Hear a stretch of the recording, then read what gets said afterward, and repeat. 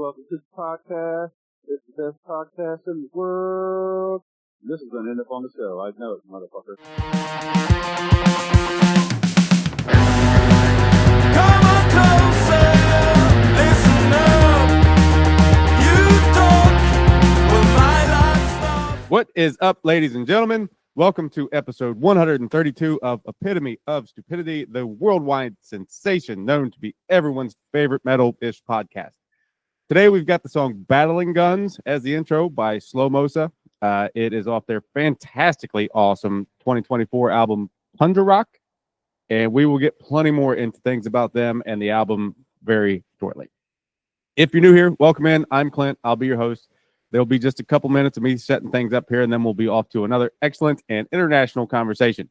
If you haven't yet, hit that there subscribe button for me, wherever it is that you're hearing this from, and all the fun will be delivered right to you every time a new show drops. I'm completely sure that everyone knows what the subscribe button does at this point, but I explained it anyway. Mead read. What I'm not as sure about is whether or not you understand the awesome tastiness of mead. To make sure that we're on the same page, go to brimminghornmeadery.com, browse their selection of award-winning meads, and then at checkout, use code EPITOMEAD for a 10% discount. That's EPITOMEAD. Their links and all these things will be in the show description, so you can just click and not try to figure out how to spell what I've just said. Okay, so some quick Clint notes on Slomosa, and then we'll dive right on in. They are a Norwegian band that has been around since 2016, terming themselves as Tundra Rock, which is also the name of the album, as you may have noticed. It's a fantastic combination of words. Such a good combination, in fact, as mentioned, it's the damn album title. I think that's I really don't want to just ramble on about them. I really like these guys, and I think hearing Ben talk about them will make a lot more sense than just me saying things. So here we go. Here we are. On the line with me is Ben of Slomosa. Ben, how the hell are you today, and where are you calling from? I'm good, thank you. I'm calling from Oslo, from my balcony here in the flat I recently moved to in Oslo. Yeah, it's a sunny day. Norway at its best, I would say. It Pretty does good. look beautiful there, yeah. Mhm. So if I have it right, the band is currently yourself on vocals and guitar, Marie also providing some vocals as well as playing bass, Tor on guitar, and Jard on drums. Mhm. Of the four of you, whose name is most commonly wrongly pronounced by goons like me? I would say Yod, actually. For some reason, that seems to be the hardest word for everyone to the hardest name to say.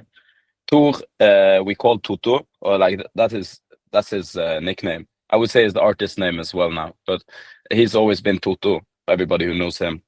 So most people call him Toto, like the band Toto, which isn't, is not quite right, but yeah, Toto. But the Yard is the one that, surprisingly enough, so I have a rule to tell the English talking people that it's like a backyard. Remove the back from backyard, and then you have yard. Yeah, we always want to go hard with the J there. Mm. Okay, so if you would please give us the quick Cliff Notes history of the band from inception till now to kind of get us started here. Yeah, well, Slomosa was started in 2016, 2017, somewhere. I think late 16, and it was 4 friends just jamming together, hanging out. It was me and the guitarist back then, Anders. We started the band together because we had a lot of riffs lying around, and we thought, like, why not just start a band as well? Because I think we'd played in bands as teenagers and stuff, but I don't think we had like a big ambition to be in a band again. Like, we moved to a bigger city to study and stuff, but that's where we met up again, and we started the band. Yeah, a lot of fooling around and a lot of good times later. We were asked to play a gig, and we got an offer to play a gig somewhere. So we finished the songs and played the gig, and I think the feedback kind of made us think that we should play another gig. And we recorded the first album in 2018 sometime after finding a producer, Eirik, who has produced both of the two records. We played a little bit around Norway, but then COVID hit, and the album was supposed to be released April of 2020, so 1 month after everything closed down. So we postponed the release of the album until August, September 22, because then we assumed COVID would be over. But as it turned out, it was only the start. But we released the album anyway in late August 2020. And we weren't able, obviously, to tour or do that much, but we got picked up because when the album was released, suddenly we were on 1 million Spotify playlists and on the official stoner rock playlist on Spotify, which we didn't know beforehand. Like, we didn't know that would happen. That's something that you don't know. Like, you just release the music and suddenly it's on. If you're lucky, it's on the lists if the right people like it. But anyway, so our first booking agency, Sound of Liberation, they a German agency, they discovered us there and asked if we'd like to work with them when live music would be possible again someday. And I think the rest is kind of history. During COVID, or like in right before COVID, 2 of the members quit to pursue their educations and stuff like that. I mean, they didn't quit really, like, they didn't quit anything. It wasn't like there was a lot of activity or big plans or anything for Slomosa. So they kind of just moved forward to they did the sensible thing in a way. So when we got picked up by the booking agency, we kind of had I don't remember if we were a full band by that point or not, but yeah, we had to have some new members. We had to find some new members during COVID, and then I would say the rest is history, because the world opened up again, and we went on our first tour, and we haven't been doing anything else since then. A tour with Stoner back in 2022. A supergroup of Stoner was a supergroup with Brant Bjork and Nick Oliveri, both of Kaya's fame and Queens of Stone Age and Palm Desert rockers. So we were very lucky and fortunate with the first tour. We got to play with the pioneers themselves. Yeah, that's a hell of a way to get things started, right? Yes, it was very unexpected. It was not what I must say. Most of the stuff, whenever I sit, if I have a quiet moment and think back on things, everything was pretty unexpected, and I feel very fortunate. Like, I feel we've been lucky with the opportunities we've been given, and just lucky with being a band of 4 people who want to do the same thing as well. Like, it's a lot of things have to come together and be in order for for this to be possible. Sure. And fortunately enough, it's been good for us. Where and how did the term tundra rock come from? So that was my idea, because I got the idea from reading the Turbo Negro official biography, which was a book I think all of us rockers read when we were teenagers, when it came out. And in there, in one of the chapters, it describes how they found the name of their, or how they coined their genre, which is death punk. It was explained that the the bassist Happy Tom, that he had been like, for him it was he had told the rest of the guys, we need a name, we need to brand the genre. And Turbo Negro is like the biggest rock band from Norway, right? So for us, they were kind of, I mean, why wouldn't you do the same as Turbo Negro did? And so I had the idea that, if I had a band, I would try and coin a genre as well. And we played a style of course, like we're heavily inspired by desert rock, Californian desert rock. And so, I mean, we're in Norway, so the natural thing would be tundra rock, which I, kind of waste barren lands, kind of the same vibe as a desert, only it's fucking cold instead. Yeah. So tundra rock, that's how tundra rock was born. And yeah, I wanted our first album to be called Tundra Rock, but the guys who wrote it didn't want that. So, but I got my will on the second album. So in September of last year, the second album, September of 2024, the second album, Tundra Rock, came out. What do you feel like you learned from the experiences of the first album and had to deal with all the COVID stuff and finding new members that went into Tundra Rock, making it the fucking awesomeness that it is? Well, I think it's I haven't really reflected that much on that, but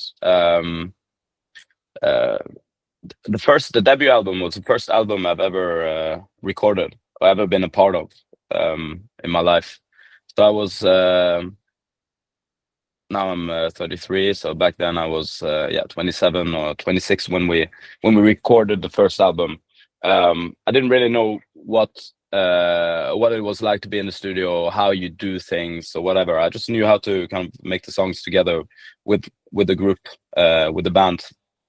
And so it was pretty and we chose a producer who wasn't we chose a producer who was up and coming, which was important for me because I wanted it to sound like Slomosa sounds now. Like I wanted us to go a little bit over the top with the volume of the guitars, the balance. Like I didn't want it to be perfectly balanced. Like I felt a lot of rock releases around me were like with really good producers, but it kind of it gives you also in my ears a kind of the correct sound, in a way. I wanted us to make something of our own and make our own sound.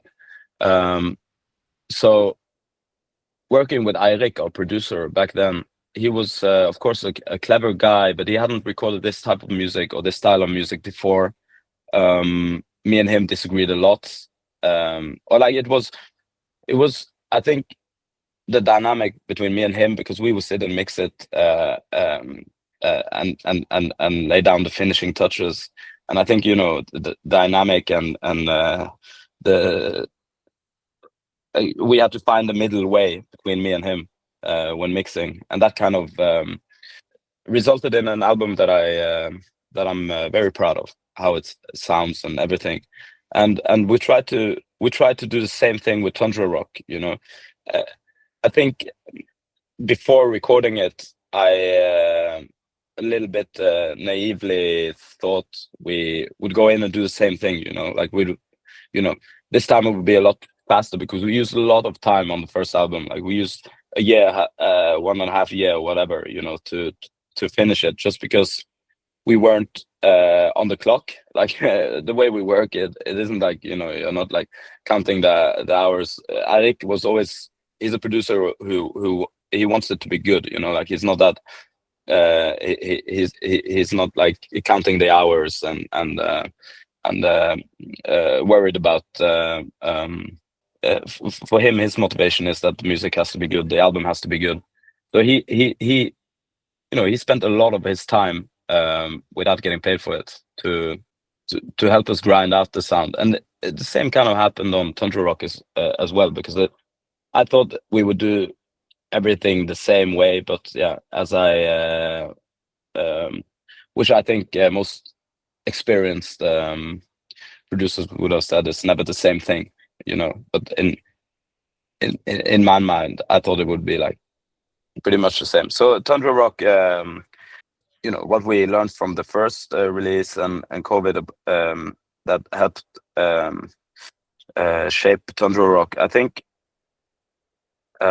I mean, tundra rock is an development. There's a development from the first record, right? It's a little bit clearer, a little bit crispier in a way. It's still thick and warm, but it's got a little bit more of a crispiness to it, a little bit more correct. But I think we managed to keep the best of our DIY way of doing things and the sound that we created on the first album. We managed to keep the best of that and to develop without ruining the sound or anything. Yeah, but yeah, it's fucking tiring to record albums. I'm not a very big fan of studios and being in the studio. Like, it's just tiring. Based on some of the videos and just the sheer amount of shows that you guys play and all that stuff, I kind of got the impression that you probably prefer playing live to recording. Yes, definitely. I feel like tundra rock, for sure, like you're talking about, kind of keeps us, it just kind of moves everything forward. You guys have still got the big riffs and the melodic hooks and all these things. I haven't gone through and like studied the lyrics or anything, so I could be way off base on this, but I feel like it's also a little bit darker than Slomosa. Do I have that right? What are the themes here, if so? Yeah, I would say definitely. It's a little, it's more emotional and darker. Yeah, it is. I feel like when I listen to self-titled debut, I feel, I get a feeling of joy because I can think of like the little bit of like the jolly, joyful, naive time in our lives we were at that point. Like we were students and we had moved from our home villages to a bigger city, and lots of things to discover, lots of new people to meet, lots of gigs to see, lots of everything. Like things were pretty exciting. And I feel tundra rock was written when you kind of came down from that, when adult life kicks you in the butt. Yeah, so it kind of, and also I write the lyrics and a lot of the music too. So just maturing on your own as well, like just naturally. It did color it, and I think COVID as well. Some of the songs have kind of as a part of the theme. There are some things that like the every day is the same kind of theme. Like the life, the mono life in a way, like things. So it's yeah. I think it's in general all the lyrics are mainly about my personal experiences and life and whatever I feel. So I don't really know how to write anything else than what comes from within. Everything that happens and the situation of my life, it affects the music and the lyrics. With the lyrics, are there ever Norwegian to English translation issues? Is there a thing that you can express better one way than the other? I think there is nothing new under the sun. One of the singles from the first record. It's an expression in English as well, but it's a pretty normal expression in Norwegian. Like, I'm not sure how much people use it in English, but in Norwegian we say "Internett under sol," which means like there's nothing new, So nothing new under the sun. So that's kind of taken from a Norwegian's brain and is sung in English instead, like written in English instead. But I don't know. Yeah, probably things that I'm not aware of myself or whatever. But I write the lyrics in English. Like that's my method. But playing around with words is it's an interesting thought actually. To we could kind of make it a little bit more Norwegian in a way by getting some Norwegian influences into the lyrics. Yeah. But no, I usually just think of English, and English is actually my mother's English, my family's English. So for me, it's always been natural to write in English, and to sing in English. Like I've never. There's a lot of course, Norwegian artists and bands, and they sing in Norwegian now. I think when I was a teenager, most of the bands and artists sung in English, but there's been like a change, a shift in Norway. They used to sing in Norwegian from the 60s until the 80s, 90s, and then everyone started singing English, and then they went back to Norwegian again in 2010. I did not realize that. No. Where did the I love the album art for Tundra Rock. Where did that come from? Well, that's my that's Elsa, my ex-girlfriend, who has made both of those covers. Also all the single covers.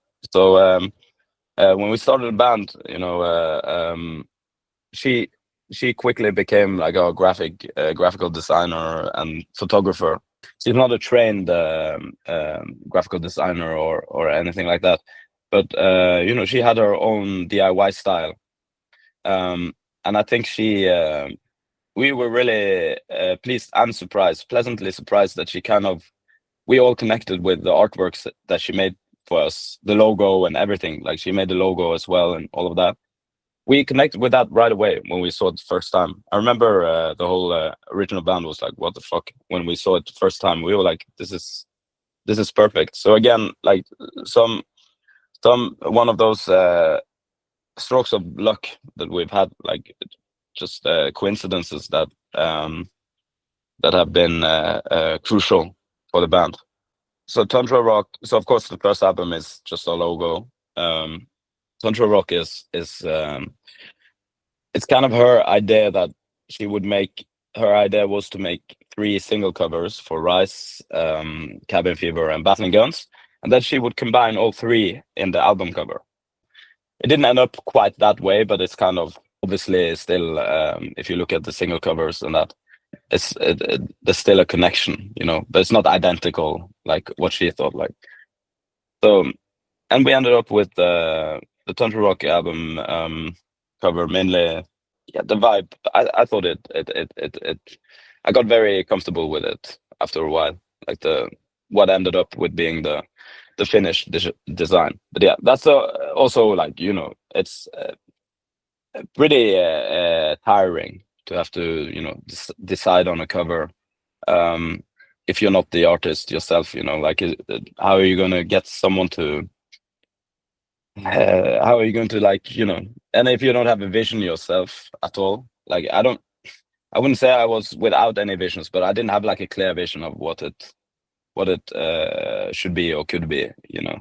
It was nearly tempting to just, you know, do a variation on the first album cover, you know, like some bands do. But yeah, we ended up with this one because we liked it. But yeah, it was a lot of work actually agreeing on and finishing like the album cover. Yeah, I'm sure it's hard to get everybody to agree on things at some point or another, whether it's writing the songs, the album art, all these things. That's part of the whole thing with having a band and the different opinions, huh? Yes. Yeah. And when there is stuff like that, in the end, like, you know, someone kind of has to, like, you know, say enough is enough, you know, like, because you could continue forever. It's the same with mixing the music and everything. Like it, in a way, on the first album, everyone would chip in on the mixing because that's pretty normal to do. But I think we realized this time, you know, like if everyone's going to have an opinion about every song and then how every kick drum hits or whatever, you know, like you'll never get done. And you just have to, like, you know, at one point you have to say, like, you know, this is it. And I will typically try and rewrite songs that we are close to done with. And maybe I'll waste half a year rewriting it before we go back to the original version. And that's, like, you know, that happened with a couple of songs, I think, on this record as well. You know, it ended. Yeah, there's also a danger in having a lot of control or having the freedom to change stuff and shit. So I understand that quite a lot of bands they let somebody make the cover, and they take the cover that they make in a way. They just pay someone to make it. I get it. Like, I don't know. I think it's easy to waste a lot of time when you're a bit too ambitious. Or Staying with the art theme here, the videos for Red Tundra and Cabin Fever, holy shit, those things are nuts. They're like if you put old Tool and Primus videos had a baby and that baby had fucking nightmares, that would be these videos. How did these come about? What was your reaction when you first started realizing the ideas and execution for them? Just the whole thing with these. Well, that is the work of my close friend Andreas, my childhood friend. He's now an animator, and he got into animations not that long ago. Like he's a very special guy because he just decided one day that he was gonna start digital animations, like and I was like, yeah, cool. Like when people tell you they're going to start something or they're going to create something, you think, yeah, that's cool, especially when you're up in the 20 when you're up in your 20s or whatever. But you don't really think that anyone would. It's pretty hard to change everything you do and to take up a new craft or a new skill after you've passed I don't know, 20 years or whatever of age. Like, it's hard.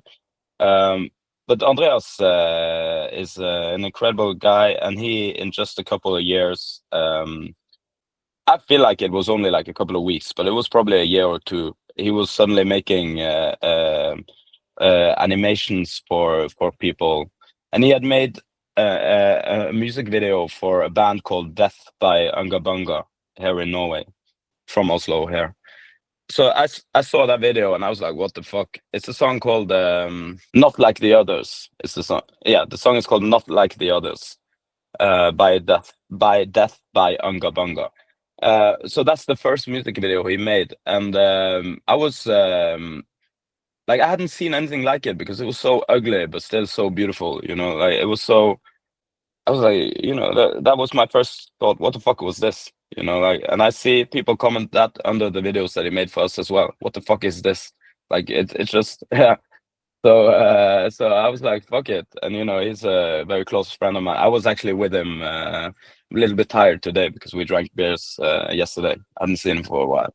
So I was with him and his girlfriend. But yeah, asked if he wanted to make a music video, and he made Cabin Fever. Yeah, the video was far beyond anything that we expected. Like, I remember calling him and saying, "This is some wild shit, dude. What the fuck? Have you made this?" Like, and it made it so fast as well. Like, the first one, he was like, yeah, I got this.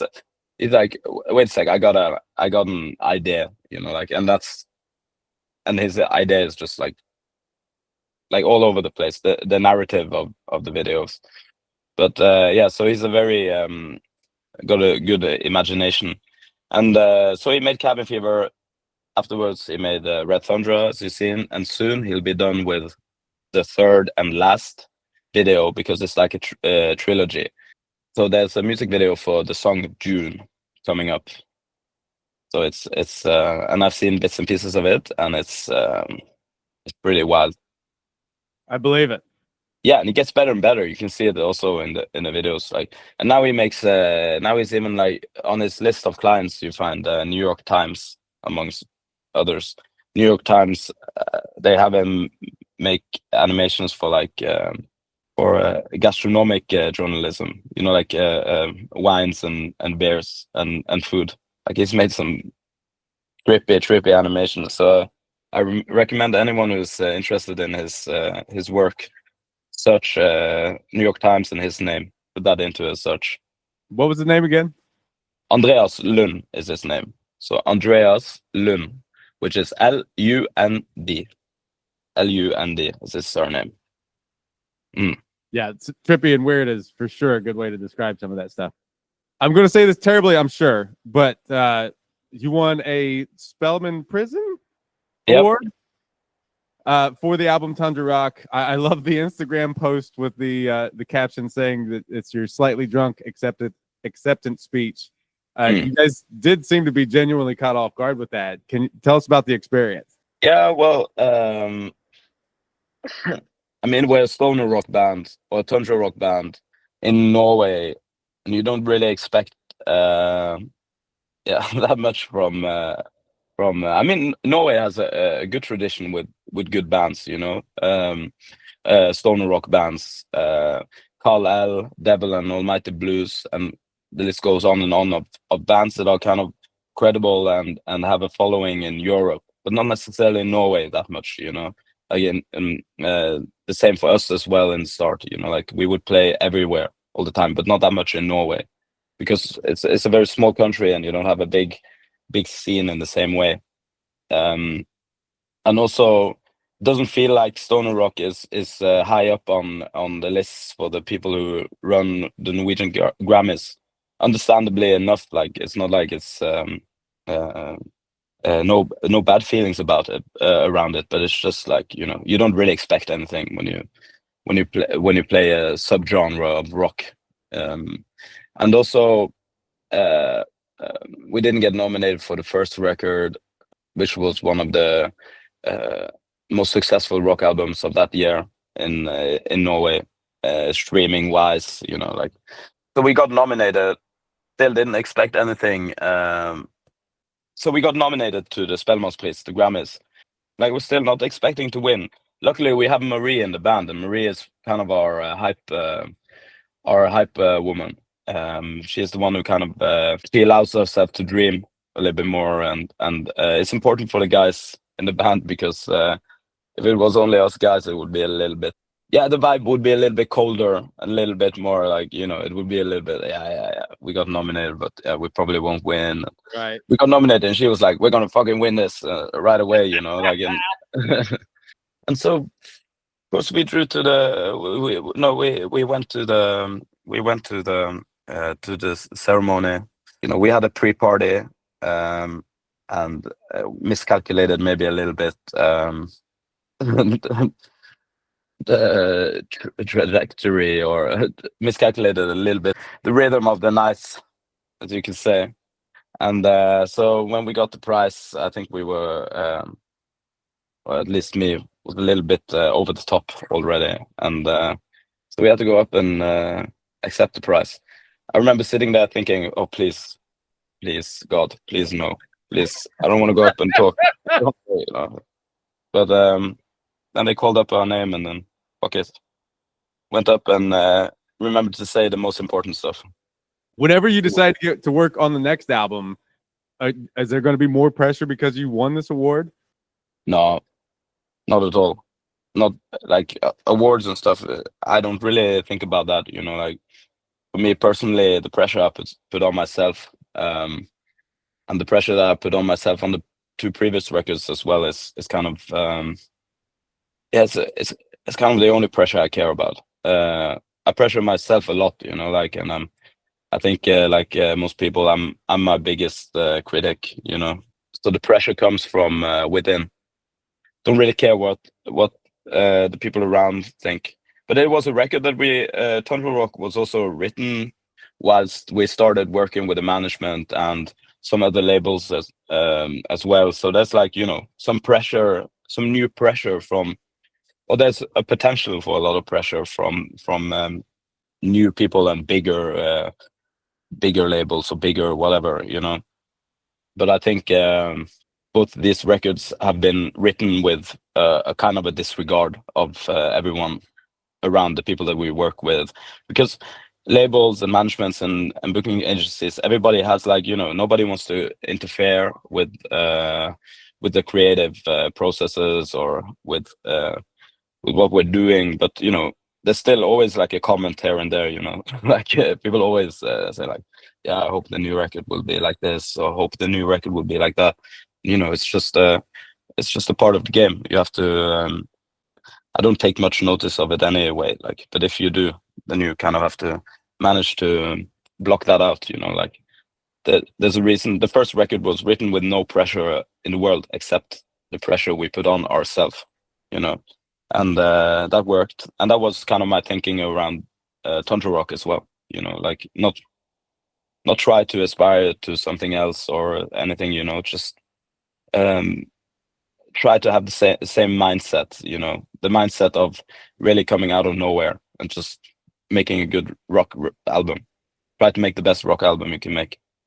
It's a good thing that is the thought process there, because I mean, you've got awards, you've got guys like Adam from Tool, Brant and Nick, all these Brant and Nick of Caius and Stoner, as you mentioned, all these guys professing their love for what you're doing and all this stuff. So it would be, I assume it's good to have that perspective, because otherwise there could be the potential for a lot of pressure. Plus, you know, all the management and all these things.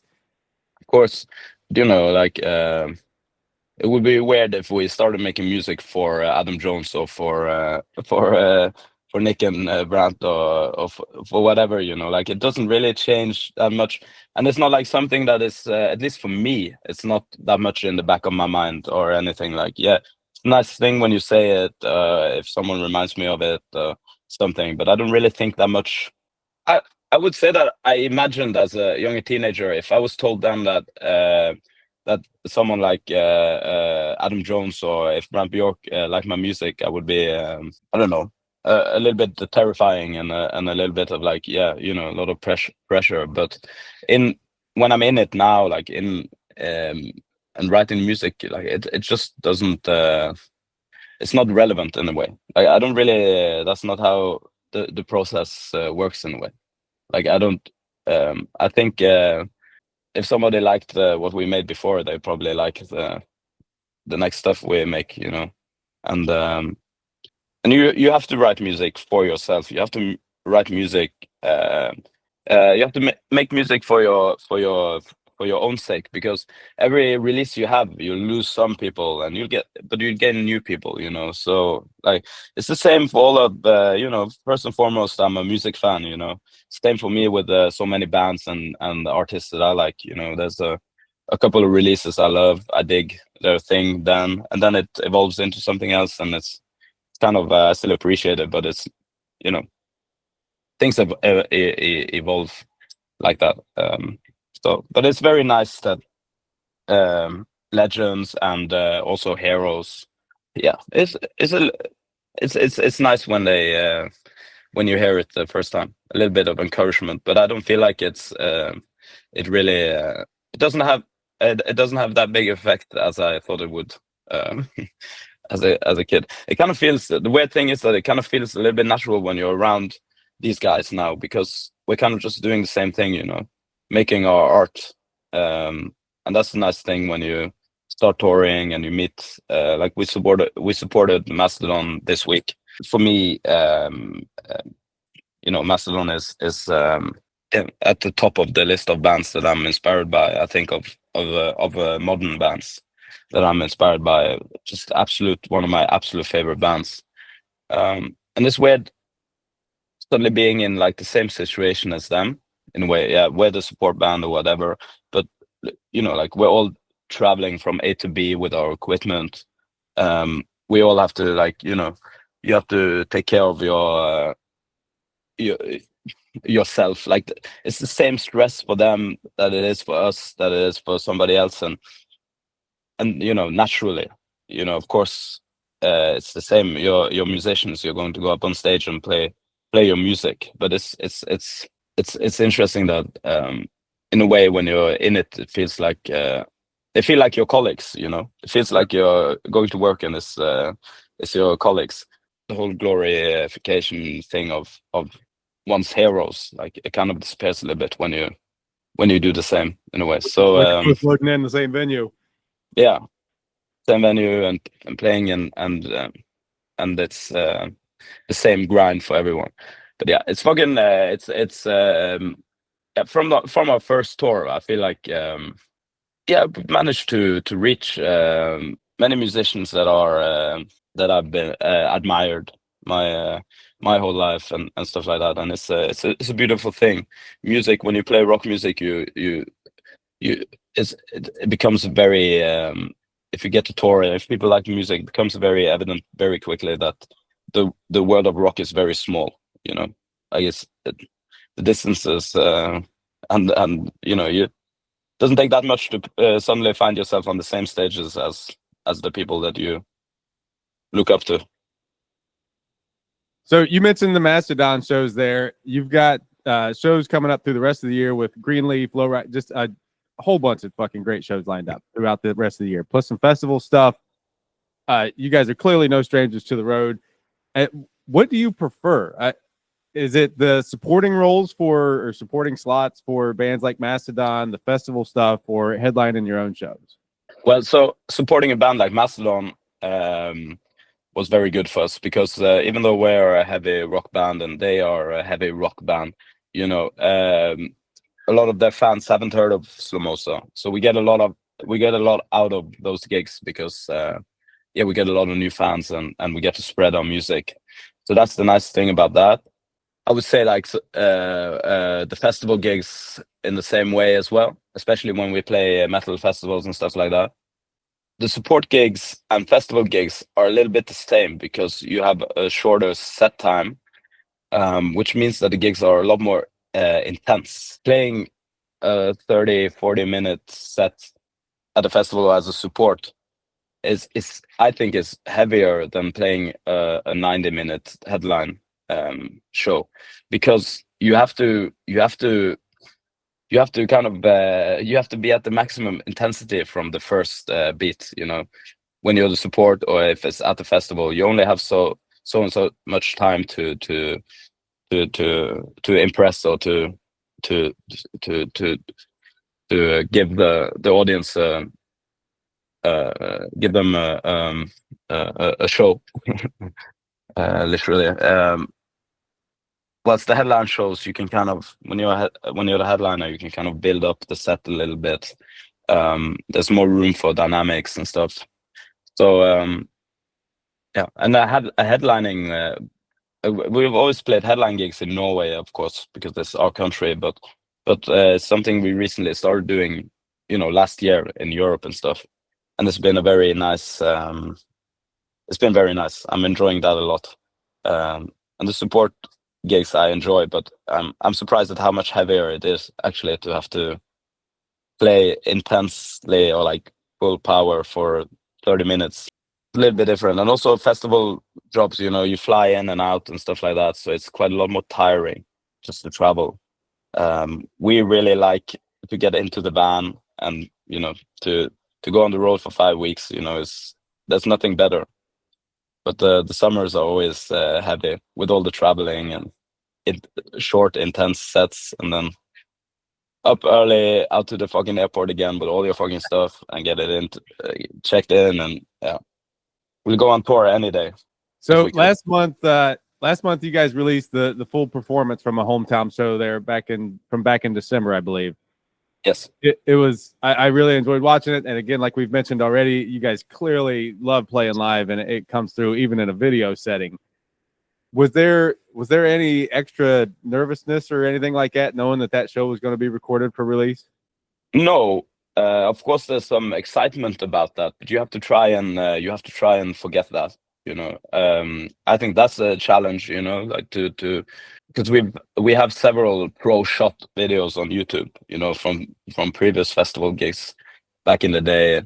I mean, like 2 or 3 years ago, and even last year as well. That, you know, I'm not that pleased with those videos, and because I wasn't that pleased with those previous videos, it kind of added a little pressure of this one, and for the Hellfest one that was filmed this summer as well, which is on YouTube. Another big show that was pro shot. You know, you really want those videos to be good, you know, and for things, and for us to play and sing good and whatever. But I think, yeah, some of the challenge and the key to overcome the challenge is to kind of manage to forget the situation, which can, you know, I think it's the same for all kind of. When you're under pressure, if you're a football player as well, you have to kind of forget the occasion, you know. You have to just go on with your job and do it. So yeah, that show, I would say the hometown show is special of several reasons.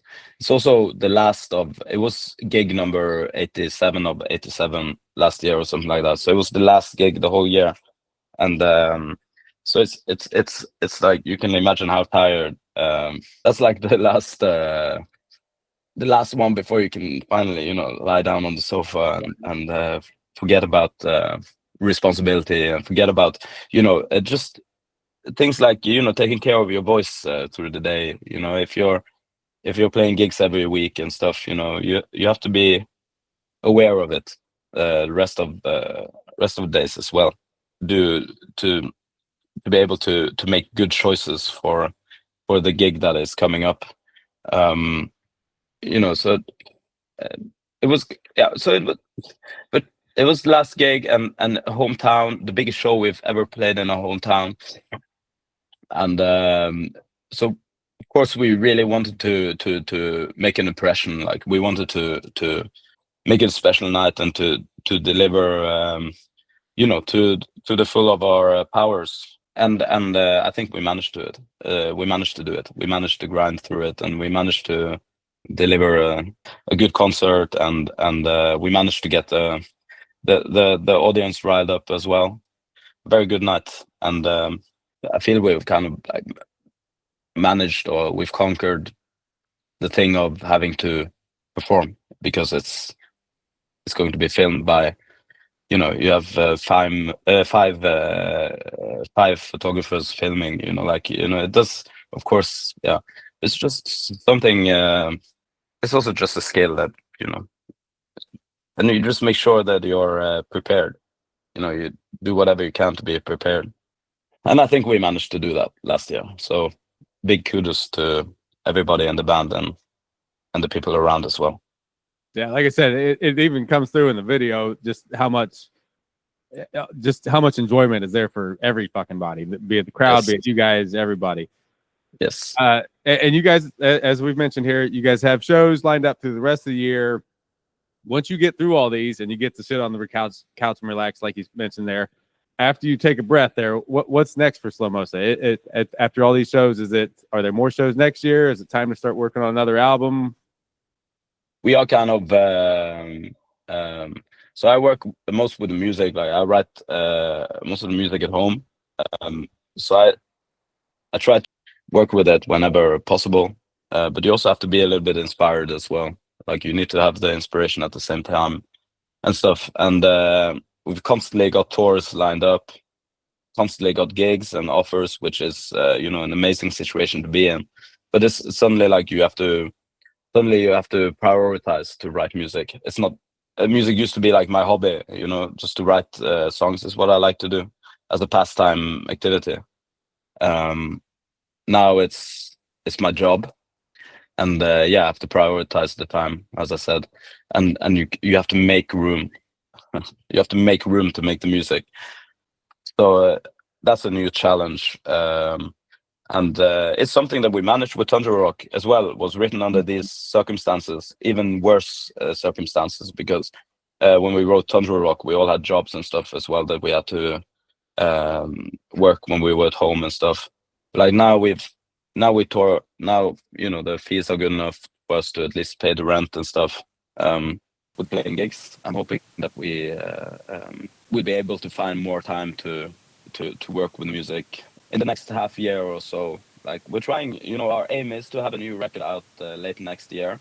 With these things, I don't like to, it's impossible to say when it'll be done. Maybe it'll be done before, like who knows. But yeah, it's something that we're starting to work with. We're starting to work with in these days, because this whole summer we've played festivals. September, I mean, the next 30 days we kind of have some time off from gigs. So then it's writing music. But also when you come home from the road, there's a lot of the biggest jobs in these bands are like the admin work, all of the logistical things, finances. It's a company, we have a LLC, so there's a lot of that work as well.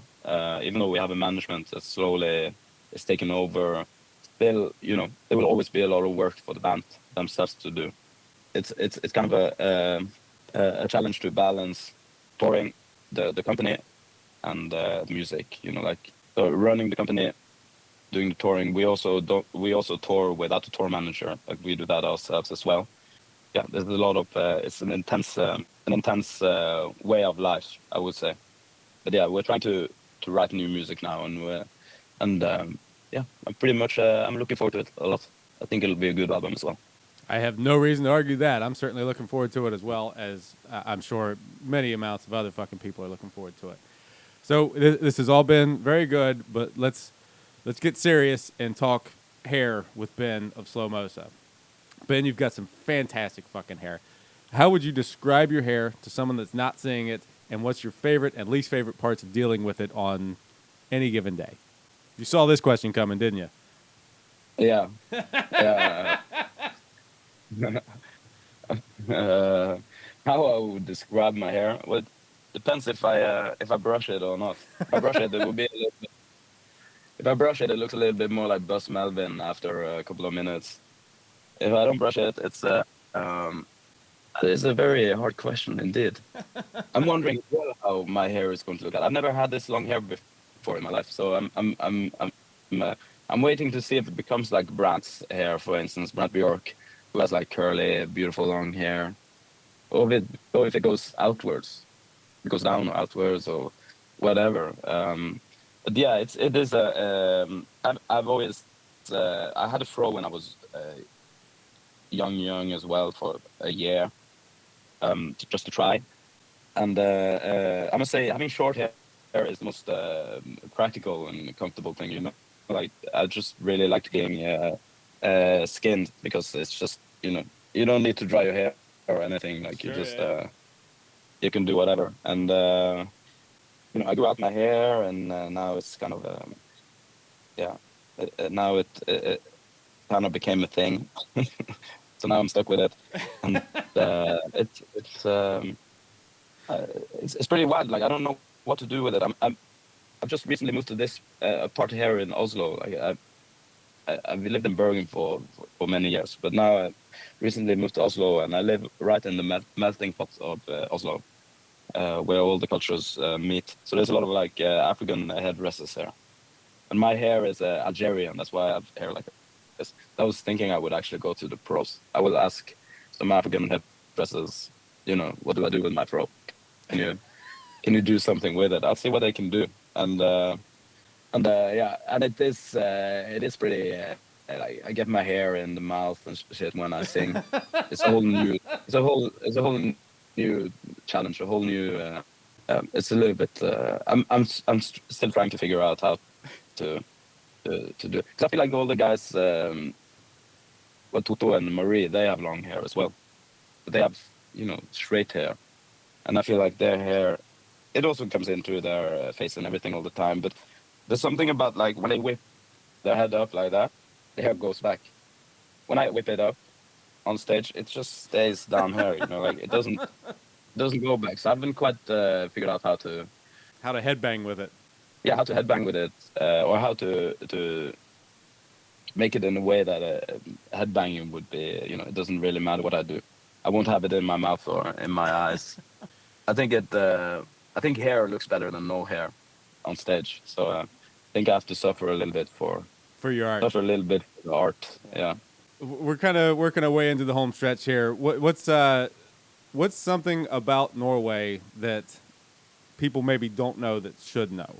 Try to think of some things that have surprised people. Are you from the U.S.? Yeah. What is it that surprises the Americans when I talk about it? I know there are some things that I can say now. I would say just since I'm a musician and a band, and I talk with other American musicians and musicians around the world. Norway has a very good grant system, like a support system for bands, which makes being a band in Norway a little bit easier than it could have been, because you can apply for money. Of course, your books have to be in order and stuff like that.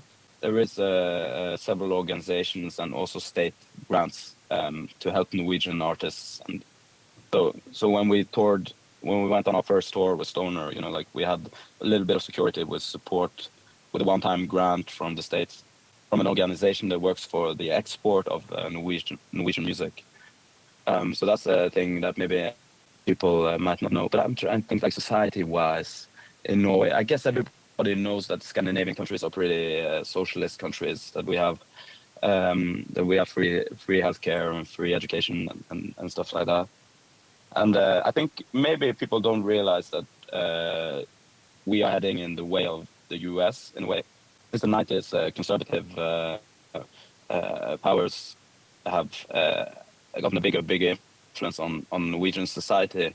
So privatizing and stuff like that is also very much happening in Norway, and the gap between the richest and the poorest is getting is growing very exponentially. But I think a lot of people maybe don't know that Norway is known as one of the richest countries in the world. But Norway has only been rich for 60 years. You know, like it's not a long time. Norway used to be a peasant country in LA, like, you know, without a lot of I mean, like just a farmers country without culture or extravagant no nothing. You know, like it's just a very simple country. Used to be. Then they found the oil in the 60s. We built the best system in the world. Or like it's the best just relative, you know. But rich powers have managed to slowly making it evolve into kind of like if you ask me, a pretty unsocial system pretty fast. That's a very negative thing to say about Norway. I was thinking you can't buy alcohol. You can't buy alcohol on Sundays, and you can't buy alcohol after 8 p.m. on weekdays and 6 p.m. on weekends. What? There you are. I definitely So you did have to not know plan that. your- That's insane. Yeah, so you have to plan. You have to plan your beer when you're going to stock up on beers. Well, it is Plan Sunday. Are you good and stocked up for the day? Well, yeah. If I wanted to, there's luckily a bar right under here, so I can go there. And So you have a can't beer. No. buy beer, but the bars are still open. Yeah, the bar's open, Okay. but buying beer in a shop you can. Okay. Did not know that. We'll round this into the home stretch here and let you get about your Sunday, whether you go to the bar or not. There'll be a round of what I've dubbed stupid fire questions here. We'll start with what I feel like should be a really easy one based on what you're drinking here. Coffee or tea? Oh, coffee. What's something you could eat for a week straight? Halloumi. You know what that is? Yeah, I do. You're welcome to explain it real quick, though. Halloumi. Well, it's Greek grilled cheese. Yeah, cheese that you can grill. It's very good. Highly recommend it. So, based on your influences here, I'm going to kind of adjust this question, and I'm going to ask you, which do you prefer, Caius or Queens of the Stone Age? You see, fuck. That's like, do you want to be killed with an axe or a knife? It's like I'll say Queens of Stone Age because of the first Queens of Stone Age record. I mean, Caius is a fuck it. This is an endless. This could be an endless discussion or monologue, also, you know. But yeah, there's for me like there would never be Slomosa without Caius, but and there would never be a Queens of Stone Age without Caius. So I mean, Caius is the most important. But when it comes to adding some other elements, I think the first, and to be fair, the first Queens of Stone Age record, it was called Caius / I mean, it was a split. It was a split release between Queens and Caius. I'd say the Caius Queens, a safe one. Caius Queens double release. Okay. What band? Mm-hmm. If you could ask one animal one question, what's the animal? What's the question? A cat. And why is it licking my skin? What's a song you grew up with that you hope to never hear again? Time to Say Goodbye by Andrea Bocelli. Okay. Beer or liquor? Beer. What's the best concert you've ever been to? Gallows in Bergen at the club called Garage. The British hardcore band. Okay. Gallows. This is not format specific. What's the first album you ever bought? Marshall Mathers LP by Eminem. Did not see that one coming. Go-to karaoke song. Lose Yourself by Eminem. I would pay good fucking money to see that. So the actual last question here is completely unique to this show. You've never heard anything like this before. Patent pending, all these things. You, Ben of Slomosa, get sent to an island for the rest of your life. You get to take one album with you. What's the album? Maybe Songs for the Deaf. There you got a little bit of everything. Yeah. So At this point, I'd like to say thanks, as always, we're going to round into the thanks here. I'm going to say thanks, as always, to the Brimming Horn dudes for their partnership with the show. You can find their links, as well as links for the podcast, in the show description, wherever it is that you're hearing this from. Please do the old like and subscribe. Thank you. Thanks as well to you for listening to this, and I hope you enjoyed the talk with Ben as much as I did. If you haven't heard Slomosa's fucking Tundra Rock for some damn reason, please fix that immediately and do so with as much volume as possible. Ben, last but certainly not least, thanks for talking with me today. It's been great. I love the stuff. I can't wait till you're back in America. I fucking missed you on the helmet run here, and I'm not going to bring up how sad I am about that because then we'll be talking for another hour. So eventually, we'll connect that dot, and until then, I'm going to turn it back over to you. Yes. All right, we'll be back. And we'll be back in the US very, very soon. So get ready. I consider myself ready, and to further get us ready, we're going to listen to Battling Guns.